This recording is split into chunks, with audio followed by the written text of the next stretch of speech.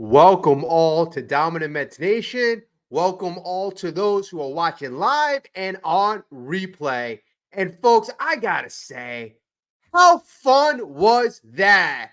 How fun are we all having as New York Mets fans, winning our sixth game in a row? We are one of the hottest teams in all of baseball right now. And I mean, folks, in this last half year, the New York Mets, it's coming all out. We are the hottest team in baseball, having the best record, actually tied with the D-backs, but we are playing phenomenal ball. And my question is New York ready? Are the fans ready? Because I feel the energy. I see the electricity at Citi Field. I see the never say attitude, the never say die. And our players have dealt with adversity. We have overcome adversity. And I like the way this team is playing. Actually, you know what? Scratch that. I love the way this team is playing, led by Francisco Lindor, the MVP. All right, I'll tell you that. I'll tell you that right now. Shohei Ohtani, please, only a couple times a game. Please, only a couple times a game. And the thing is, in the past, I don't know. I don't think anybody's won the MVP as a DH. So that's a conversation for another day. But I'll tell you, again, Francisco Lindor tonight, getting us going, getting us off the snide. Huge home run, a huge MVP type home run today. Once again, getting us going. David Peterson on the other side of the ball. David Peterson, 6 innings, 11 strikeouts. My God, the Mets are having key performance after key performance, especially from the pitchers in the last couple of games. Last week, a week and a half ago, it was tough. It was tough to watch. I mean, it felt like we were falling out of this thing. But you know what? We did what we needed to do. That series against the White Sox seemed to have jump-started us. And, I'll tell you where a key moment in the last couple of games that I kind of saw. When we were facing Garrett Crochet, and, obviously we're playing a team that we need to beat. The Chicago White Sox, they absolutely stink. They suck this year. You got to beat the White Sox. But you know what? We're going up against a guy like Garrett Crochet, who's freaking dominating. But you know what? After Ron Darling said, hey, I would have paid this guy for the future, the Mets essentially knocked the guy out. Francisco Lindor had a huge home run a couple of days ago, and they showed you this is how you beat good pitchers. This is how you play a good game. And ever since that, it seemed like our approach, we have had a good, sound approach in every single one of our ball games. And it is just fun to watch, just like today. Francisco Lindor gets it's going. Mark Vientos adds a little more insurance. We get some big key outs. Jose Budo, big key outs in the 7th inning. All right, in the 8th inning, walked a couple guys. Reed Garrett came in.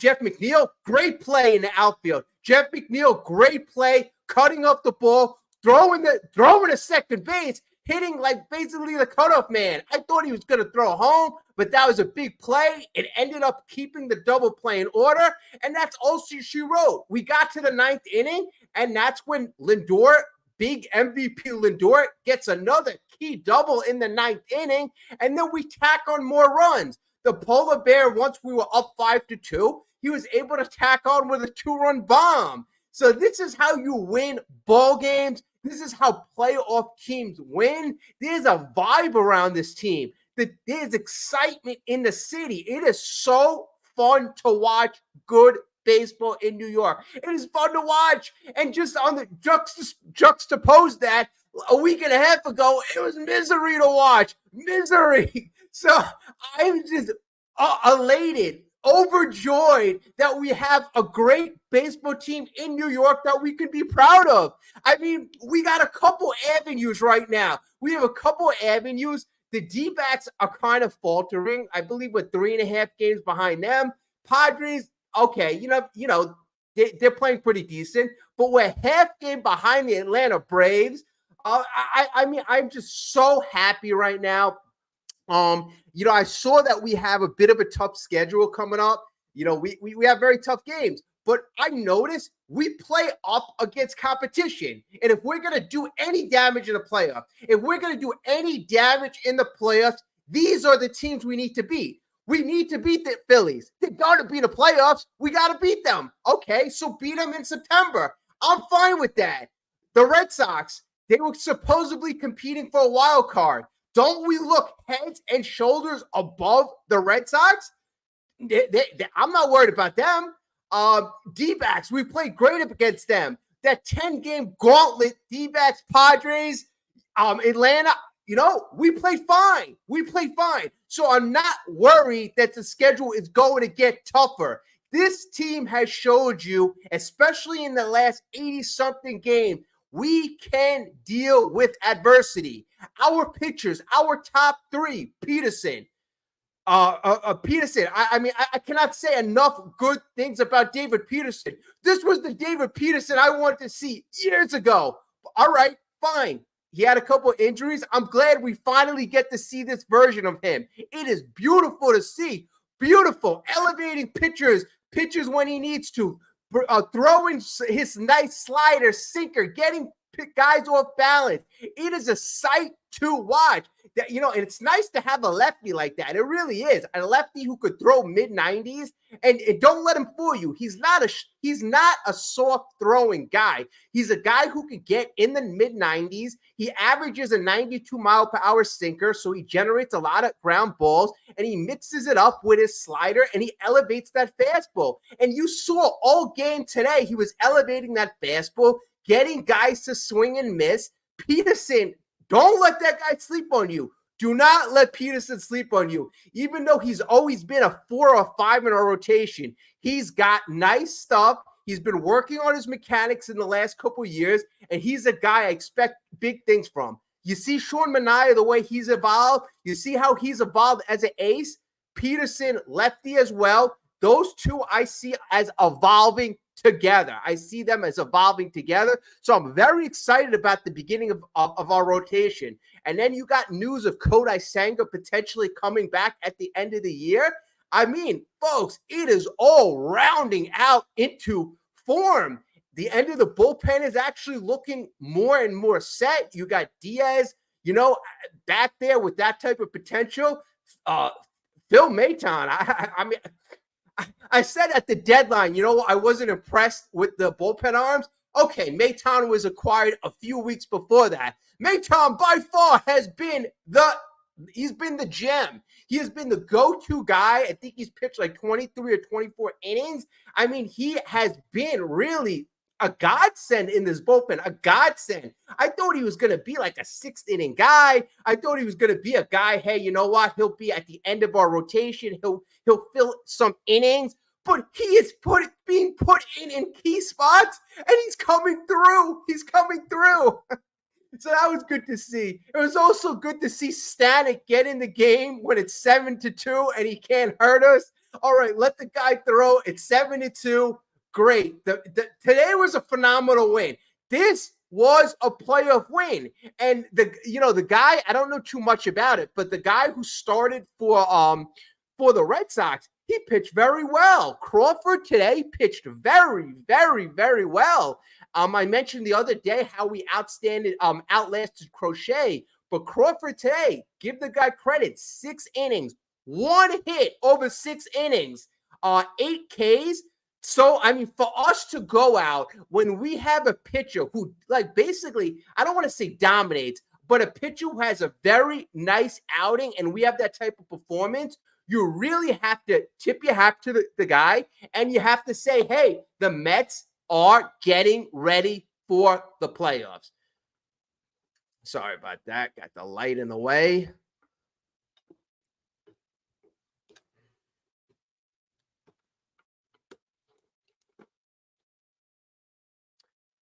Yeah, so I'm sorry. Last couple of weeks, or actually last week and a half, I've had family over, so I couldn't really broadcast. Love the family. So you got to pay attention. But so I wasn't able to broadcast, but I was paying attention to every single one of our games. And, I would say the things that really impress me most are the way the starters are pitching and Francisco Lindor. Because Francisco Lindor is a big part of every single game. Every single damn game, whether it be on the defensive end or the offensive end, this guy finds a way to make an impact. And I'm telling you, this game, Francisco Lindor in the 8th inning, for all of you who remember, it was a 3-2 game. Jose Budo basically walked the first two guys, and we win a bit of a jam. We brought in Reed Garrett, and if you remember this, there was a slow roller hit up the middle, and Francisco Lindor kind of played back on the ball. He was waiting for the ball to come to him so he can essentially step on second and then try to get a double play. But the ball was hit too slow. He stepped on second. The guy at second was safe. And then he stepped at first. And the guy at first, then he threw it to first. And the guy at first was safe. That play killed Francisco Lindor. I knew we were going to get another big hit, which we did in the 9th inning. And the next opportunity he had to make in the field, it was going to be a gem. And there was a ball hit. And that was with one out. Double play ball, but the way Francisco Lindor made it look damn seamless tells you why this guy, shows you why he's an MVP, shows you why he's an MVP. And even though it might have looked like a simple double play, it was a very high level play. And, he had to put a little more ump on the ball. He had to be quick to second base, but it really shows you why the guy is a dual threat, and that's why I love Francisco. I really love Francisco right now and the way he's playing. But we had a couple really key moments in the game. And like I mentioned, the key moment, I would say number one key moment, Francisco Lindor, bottom of the 3rd inning, started off and he hit a 2-run bomb. That gave us a 2-0 lead. And that was extremely big. But I would have to say the second biggest moment in the game was, I'll say the 5th inning. The 5th inning was huge because Boston Red Sox, they had a chance to put a couple runs on the board. But, Peterson, and he was striking out everybody today. Big strikeout of Jarren Duran, who's all-star MVP, very young guy, very talented guy. Struck him out, and that really ended a big threat in the 5th inning. And that I really think turned the tables at that point in the game. It really did. The Red Sox also had opportunities, and I just felt that every single opportunity the Mets would get a big strikeout, we'd get a ground ball. And it's just what the Mets have been doing in the last couple of games, getting those big outs. So, today was a great game. Today we felt the winning energy. We felt the impact of, this. Look at this team going into the playoffs. You're led by your MVP. You have a killer top 3 rotation in Peterson, Severino, Manaya, and you have Kodai Senga coming back. So that's great. You also have guys like Christian Scott and Blackburn coming back, and those guys are coming back fresh too. So don't take that for granted. Even though they're hurt, they're not putting wear and tear onto the arm. Christian Scott isn't a guy who's accumulated a lot of innings. So it's not a bad thing for him to be on the sidelines right now. Build him up strong. You'll have another asset down the stretch. Same thing with Blackburn. He gets a little time to rest. And we're filling in fine right now. We are filling in fine and respectively. And think about this, folks. We are doing this, and we don't even have guys like Alvarez hot. We don't have Nimmo hot. We don't have Martinez hot. Imagine when we get these guys going. Imagine we get Nimmo going. Imagine we get Francisco Alvarez going. Imagine we get JD Martinez going. Imagine we get Pete Alonso to be the mammoth slugger that we've known Pete Alonso to be. Because these are all-stars. This is half our lineup, and half our lineup isn't producing. We're essentially relying day in and day out on Francisco Lindor to get the big hit, Mark Vientos here and there. But if you really think about it, folks, a lot of these guys haven't got it going. Nimmo hasn't got it going. It is just really insane to look at it. How many guys we have to get going. So that's pretty exciting to think about that.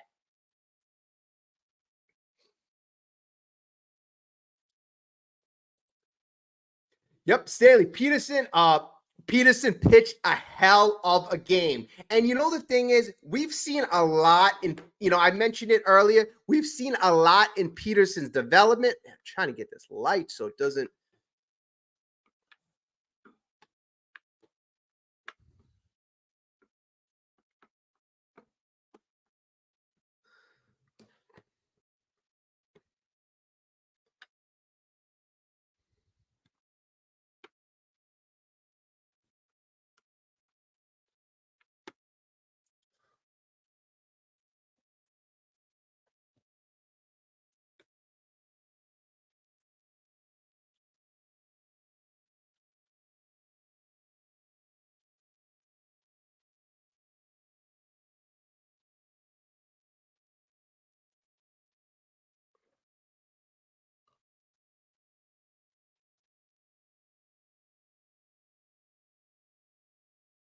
Okay, so yeah, we've seen a lot of development out of Peterson. And this year, a godsend. 9-1, 2.75 earner and average.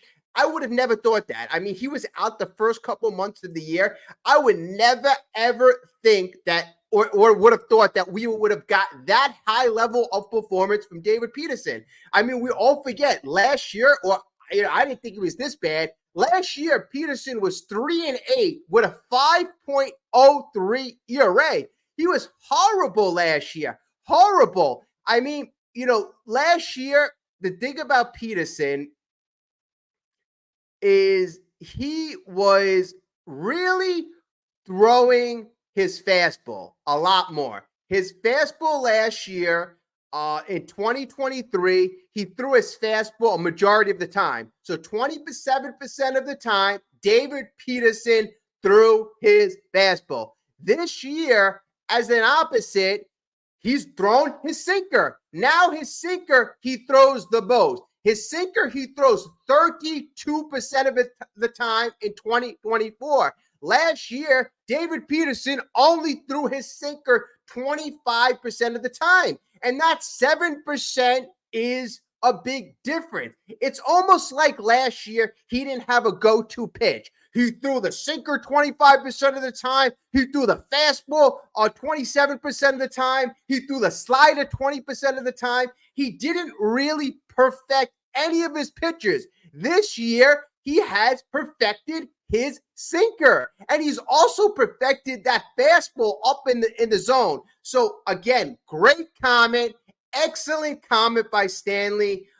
Peterson pitched a great game, and honestly, quite honestly, he's had a great year, no doubt about it. What is up, Carlos? We got some great energy tonight because the Mets are they're looking great. We are on a 6-game winning streak, obviously, but it's not only that we're winning, it's how we're winning. It is how we are winning. We are pitching, starting pitchers. Their starting pitchers are going deep. We are, really, I'm impressed with that. Our guys are being clutch. We're going up against good pitchers.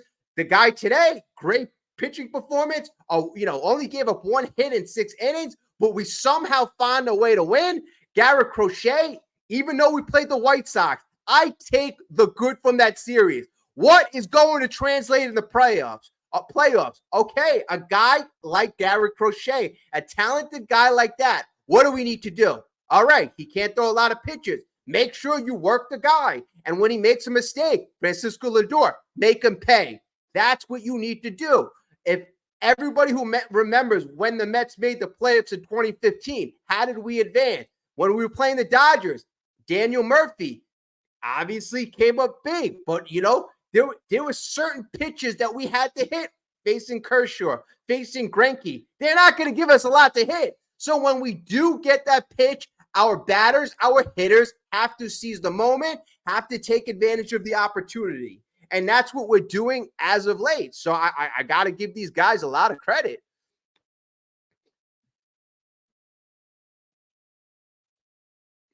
What's up, Will? Guess Mets are going to prove me wrong about them not making the playoffs. I hope they can prove me wrong. Well, you know what? It was tough because if you think about it, last year, what did we win? Like 77 games. So we didn't win a lot of games last year, and we didn't make those high level moves in the offseason. So many prognosticators didn't project that we would win close to 90 games. And that's what you're going to need this year to make the playoffs. Folks, we are going to win close to 90 games. We may win 90 games, but how many people predicted that we would win 90 games? I'll tell you, I did a poll before this season started. I asked many of our subscribers, how many games are we going to win? There was only one subscriber who said we would win over 90 games. And that's fair. My prediction, I predicted 86 games. So many people did not predict the Mets would make the playoffs because we didn't predict that we'd win enough games. Simple as that. So I'm there with you, Will.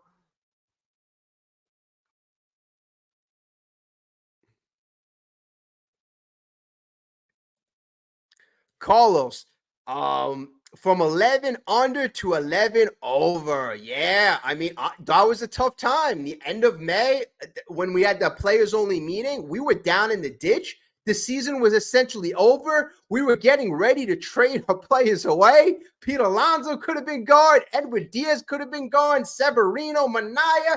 This whole team could have been blown up if we didn't find a way to turn this around. And that's why I'm actually so optimistic because of all the adversity, because of everything this team has had to deal with this entire year.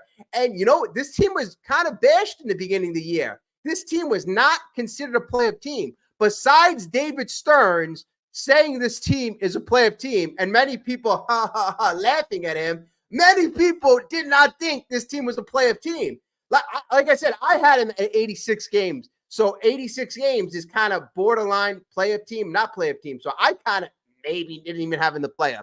So, it's really understandable. But for us to have this type of run, to go from 11 under to 11 over, that type of win, to be 22 games over 500 in an 82 game span, that is something special. And, I don't know if the D-backs won today, but I know we were tied with the D-backs for the best record in all of Major League Baseball in that time span. So that is something to be extremely proud of. And that is something where you actually look at what changed in this time period. What changed?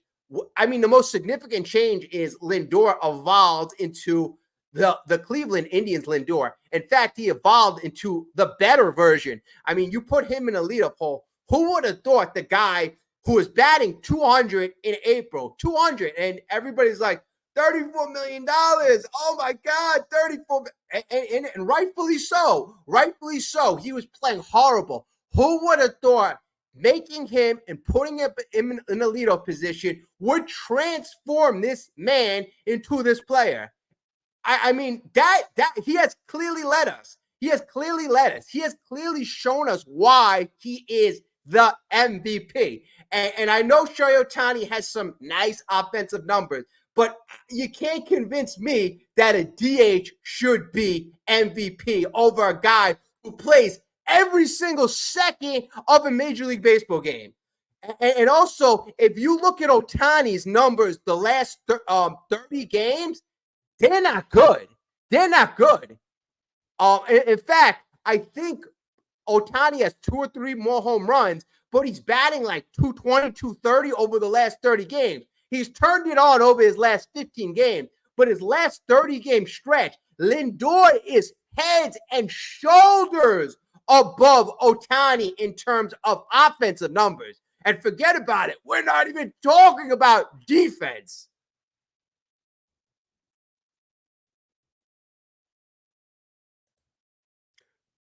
What is up, Robbie? Hopefully you're enjoying the Mets win. Hopefully you're enjoying Florida. Hopefully everything is well with you. Yep, at least give us a chance with 6 games against the Braves and the Brewers. Well, you know what? We are going to have a gauntlet down the stretch because we have like I believe they said we have the toughest schedule in all of Major League Baseball. That's us. We got the toughest schedule, and you juxtapose that with the Braves, who have the easiest schedule. But here's the thing: like I said early in the video, it doesn't really matter. The Mets need to beat these teams anyway. We need to beat the teams who are going to be in the playoffs. Why not beat them in September? Why not beat them in September? So we're going to play the Braves. We're going to play the Brewers. We're going to play the Phillies a bunch of times. But fine, you beat these teams. And, if you beat these good teams like the Phillies and the Braves, it actually opens more doors for us. Who knows? I know it's a big. How many games are we from the division? I still didn't give up on the division. I'm still not convinced with the Phillies. I'm not afraid of the Phillies. I know the Phillies have a very nice pitching staff. I'm very impressed with their pitching staff. I think we're about even in terms of a hitting team right now, but our pitchers have really come on as of late. So although they do have a good pitching staff and they've done it over the course of the year, as of late, our pitching staff has been comparable. And if you throw a Kodai Senga in there, I'm not going to say their pitching staff is that much better than ours. I'm not going to say that. I'm not. I might be a biased Met fan, but I'm not going to say that. So that's why I'm afraid of no one. I'm not afraid of the Dodgers. I'm not afraid of the Dodgers. They've had a lot of injuries and they've had, a lot of times where they just didn't come through. So the Mets, as of right now, have to beat whoever is in front of them, and I think they can do that. Carlos, yeah, I think I remembered that. I have it all written down. A bunch of us predicted, and I'm going to get that out at the end of the year. Robbie, I believe you were the lowest. You predicted 67. I can't get that out of my head because your prediction is the only prediction that we passed already. But you know what? Everybody had a very respectable prediction. I think everybody's going to be like very, very close.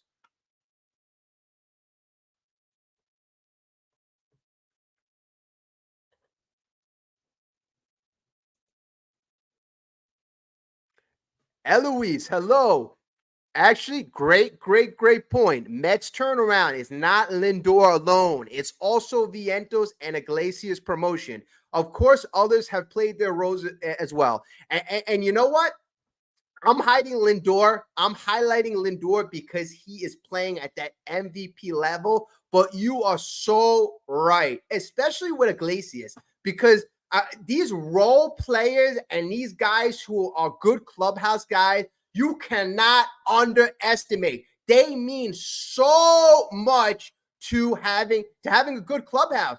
Look, if you're going to work each day, everybody could relate to this. If you're going to work, you're going to be more productive if you feel good in the workplace. So if you got a guy like Iglesias who is bringing positive energy, is saying Vientos here, pat on the back, Lindor, pat on the back, and he's giving all these guys positive reinforcement, that does a lot to the team. And then when you look at how he's hitting and playing, I mean, that is crazy. I literally Iglesias, but his glove. I love the way he plays second base. I love the way he turned the double play with Lindor, and he was batting 400 for like a month and a half. So the guy has been a godsend on the field and off the field. So that is extremely important to have role players like that. Like years ago when we made our run and we acquired guys like Juan Uribe, these guys cannot be underestimated.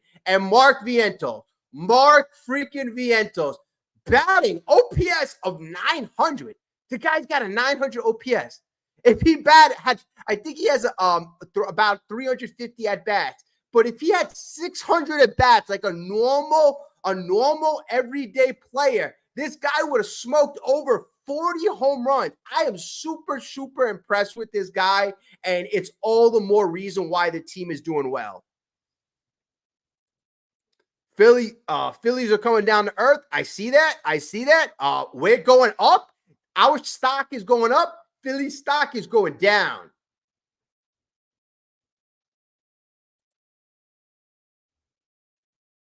Robbie, yep, 67 with the team in April, but after the shuffling, it changed. Yep, that's fair. That's fair.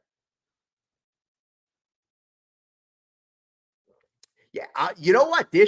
I felt there should have been a lot of moves made when we went up north. I felt that Christian Scott should have been with the team. I felt that Mark Vientos should have been with the team. But it seemed like the Mets, especially David Stearns, this being his first year, and Carlos, Mendoza being his first year, they were going through some type of process. Right now, I think if they would have done things differently, Vientos would have been on the opening day roster. Iglesias would have been there, and a bunch of guys in the bullpen like Jorge Lopez would have never went north with the team, because that bullpen, if we all remember, in April was completely different.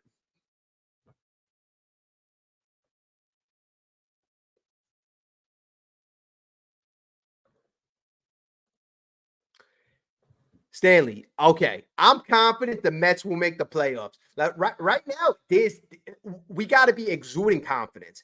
Us Mets fans right now have to be preparing for the playoffs.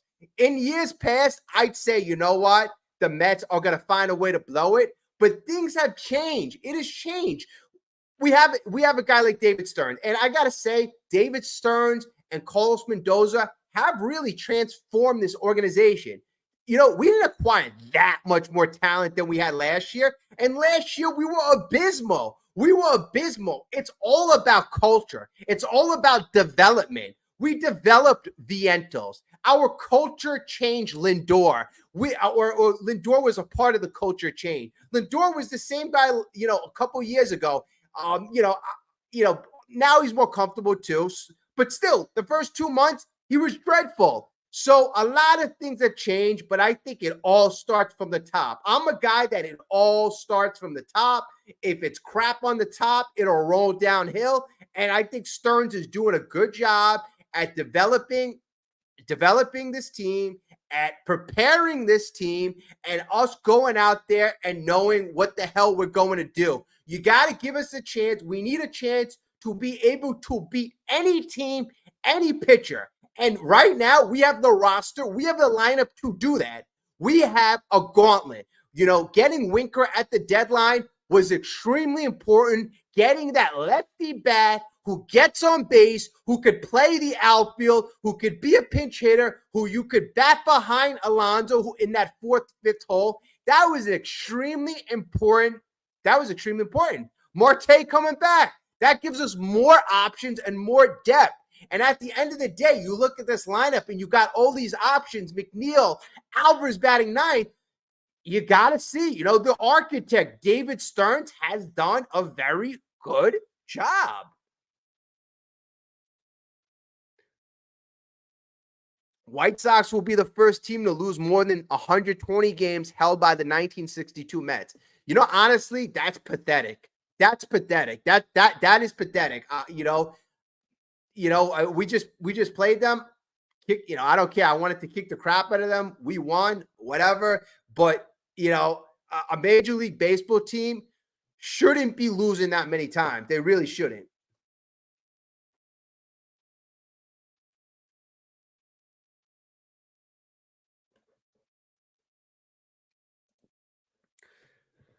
Yep. Eloise, you're completely right. You're completely right. I mean, especially a sport like baseball. It's not like basketball, like a guy like LeBron James or Michael Jordan could dominate, or two guys could dominate. You need a team effort. It's a long season, 162 games. You're going to have your ups. You're going to have your downs, good times and bad. You need to have a team effort.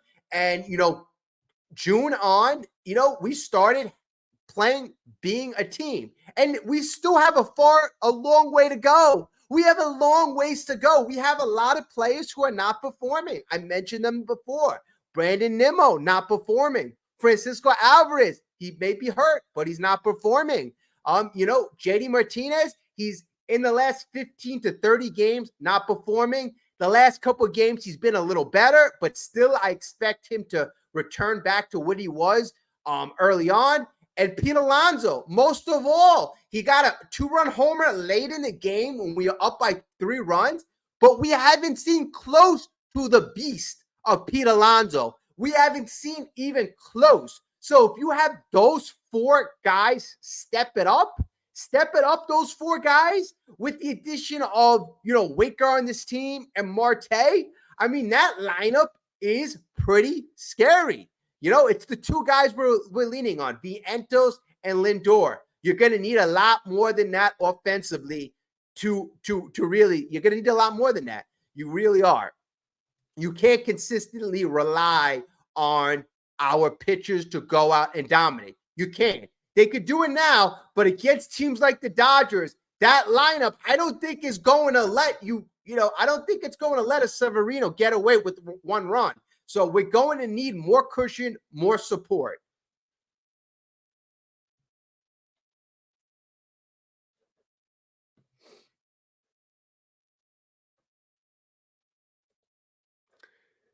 The Mets turnaround came about after the infamous team meeting. I wonder about that. What the hell was discussed at this team meeting that actually transformed the team? Like, what did they discuss? What did they say? Did they say, guys, if we don't step it up, everybody's going to be traded. We're going to uproot our lives. I mean, I think it was an end of the world thing. I really do. And also, too, it was extremely embarrassing.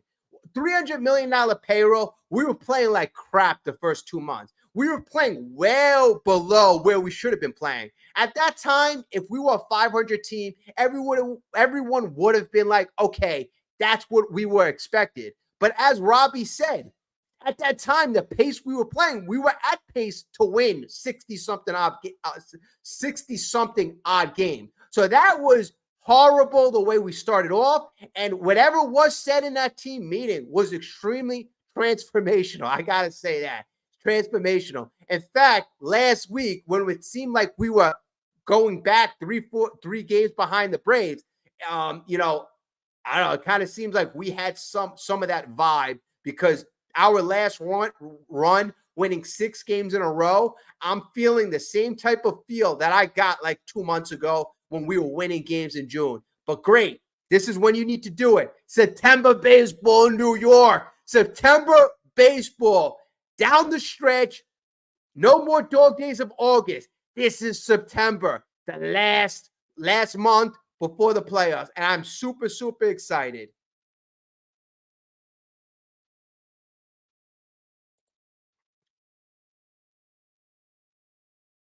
Robbie, you're right. The turning point of Lindor leadoff, which led to other things forming shape, and a big turning point. Everyone else, I agree.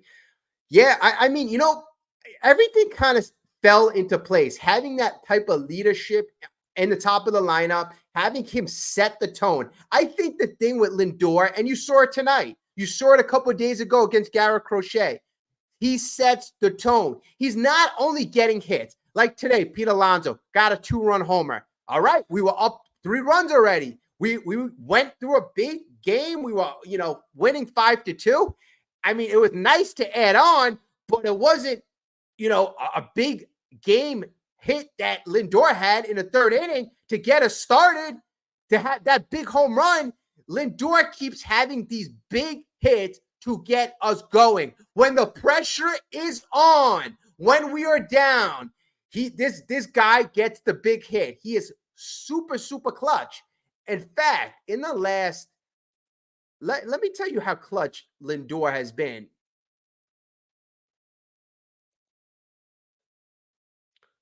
Oh, actually,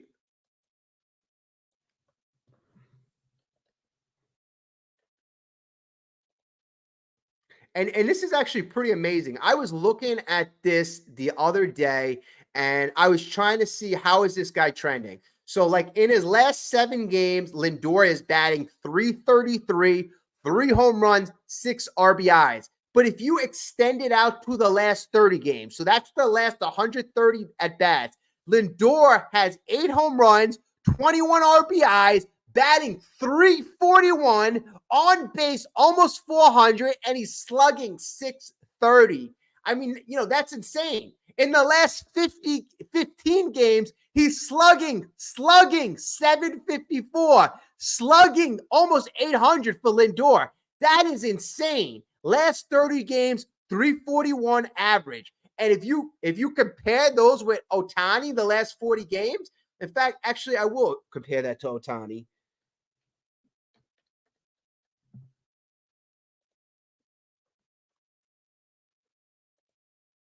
So in the last in the last 30 games, Lindor's batting average is 340, and Otani's batting average is 238. His on base, Otani's on base in the last 30 games is 295. 295 on base. Lindor's is close to 400. And then Otani's slug is 587. Lindor's is almost 630. So offensively, we're not talking about defense because we all know Ohtani, he doesn't play defense. He's obviously a DH. He's a pitcher. He's hurt. Oh, well. But I'm not giving him any extra credit. I'm not giving him any extra leeway. In the last 30 games, Lindor has literally blown out Ohtani. Only reason why it's close is because obviously we know Lindor stunk in April. What is up, Scott? Scott, okay, I'll say this again. The Mets' best acquisition was David Stearns. Starts from the top. And if we had prior front office, we wouldn't be here. I couldn't agree with more. Couldn't agree with that more. It all starts with David Stearns. And we saw a transformation. I researched a lot of the Brewers. You saw a transformation. When David Stearns took over the Brewers organization, they were dreadful. Dreadful. I believe they won 60-something odd games. They got a little better with David Stearns. But in his second year, they got transformationally better. So the impact that David Stearns had on the organization, meaning the Brewers, was significant. The impact he's had on this Mets organization this year from last year has been monumental. Monumental. I repeat, we are going to win close to 90 games. Last year, we got in the mid-70s, right? And our big acquisition was Luis Severino, Sean Manaea. You could say, oh, Sean Manaea, phenomenal. He's going to be in a Cy Young. He's going to get Cy Young vote. Sean Manaea is going to get Cy Young votes. But if you look at the long list of pitchers that David Stearns had to pick from, how many guys would have picked Sean Manaea? And how many guys would have said that Sean Manaea is going to get Cy Young votes? Cy Young. There's a chance that Sean Manaea will finish top 5 in Cy Young. Top 5. And we got it for, what, $13 million? So, I mean, you got to give credit where credit is due. And then also, where else can you give credit? Mark Vientos' development. We've developed a guy like Mark Vientos into an all-star. He's an all-star now. Francisco Lindor, we've had him for a couple of years on the Mets, but now he's a superstar MVP. So you look at what he's done with guys who have been here in the past. David Peterson's pitching like an all-star. All these guys were with the Mets last year, but this year they would develop, whether it be with analytics or what else we're doing, driveline, whatever else we are using to get our players better. It is effective. It is effective. And it starts from the top. Like I said, great point, Scott. Great point.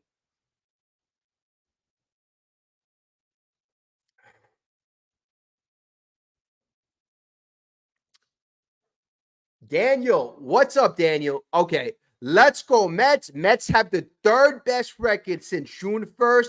Imagine where they would be if they had a better bullpen. And that's the thing about the Mets. If they finally put the bullpen together, the starting pitching together, and they get the offense going, how dynamic would this team be? How dynamic? If Edwin Diaz turns back the clock, I mean, we've had so much trouble in the bullpen, Daniel. And, in the beginning of the year, we had guys like Jorge Lopez run in and out. Ottavinos had a very tough year. We've had injuries, Brooks Raley. So, it's been tough. And that's where you give David Stearns, even more credit. Guys you brought in didn't work out, and then guys that you counted on like rarely, and Drew Smith, these guys who have been mainstays in the bullpen just got hurt. So for us to actually get where we are right now, where we have, Maton performing, you could really rely on, Jose Budo. I think I gotta say, even though Diaz is not a 2022 form of Diaz, I think that he is a bit further along because that was a pretty significant injury. That was a pretty significant injury, and it was bound to take him time for his arm to get back to that 2022 level.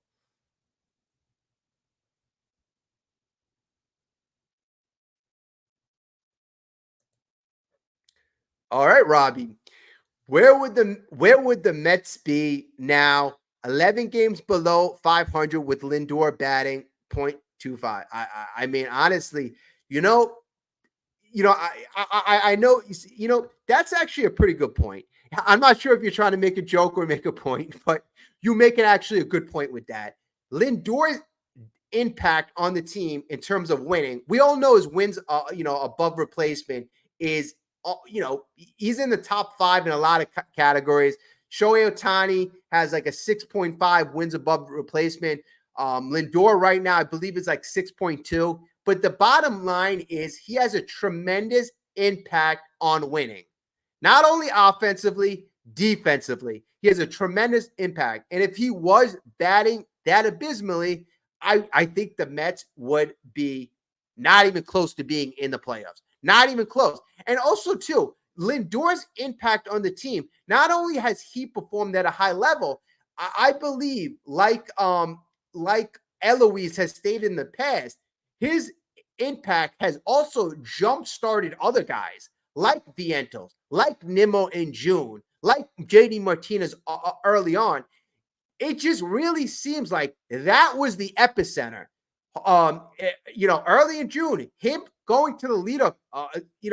Who would have thought? Who would have thought changing the guy from batting 2 in the lineup or batting 3 in the lineup, moving him 1 or 2 positions down in the lineup, changing him with Nimmo? Who would have thought that would have made such a crazy impact on this team? But it has. It has. And that's why it's so important. And you look at other teams who, the Braves, Ronald Acuna, he's a leadoff guy. You would think Ronald Acuna hitting over 40 home runs, he would be maybe a 2 or 3.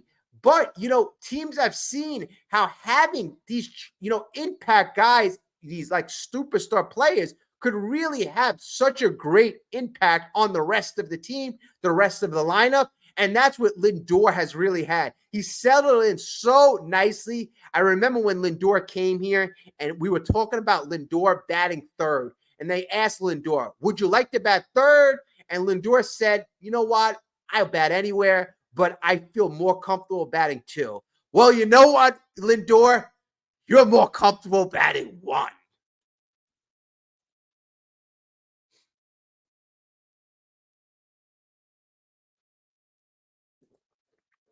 And Daniel, this is like you exemplify every single Met fan.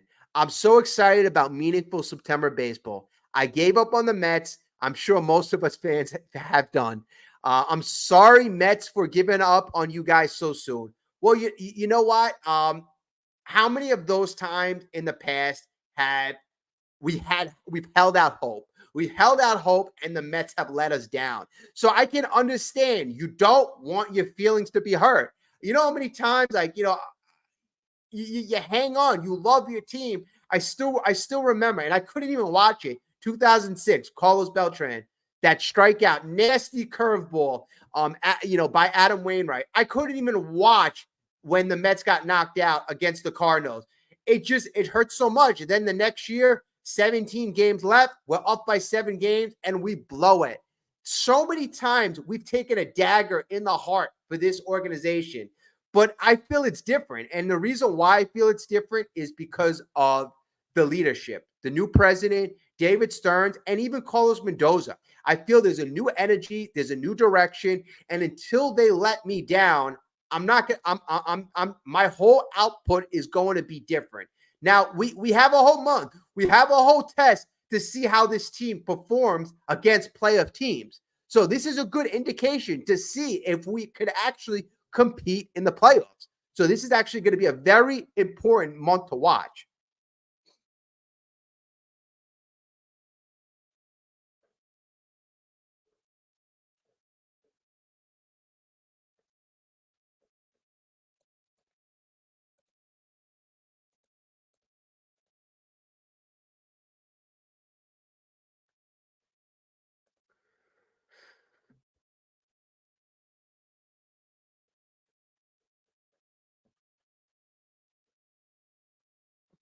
Okay. All right. All right. All right. New York Mets, New York Mets. Down the stretch, down the stretch. Okay. All right. So the New York City right now, we're pretty lucky. We're pretty lucky. We have the Mets. We have the. I'm a Jet fan. I'm a Met fan. I'm a Knicks fan. I'm a Ranger fan. This is like the first time in my life that all my teams are projected to actually be decent or good. So I'm actually feeling very excited. But my number one love is baseball. My number one love is baseball. So this is the best time for me. So thank you so much, Daniel. I really do appreciate that. I really do. It means a lot to me. You know, it really does. It really does. But what I'm gonna do right now is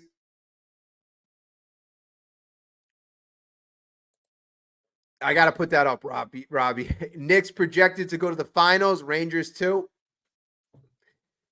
You know, I hope so. The Knicks obviously need a center. I mean, I'm a little kind of worried about that, but you know what?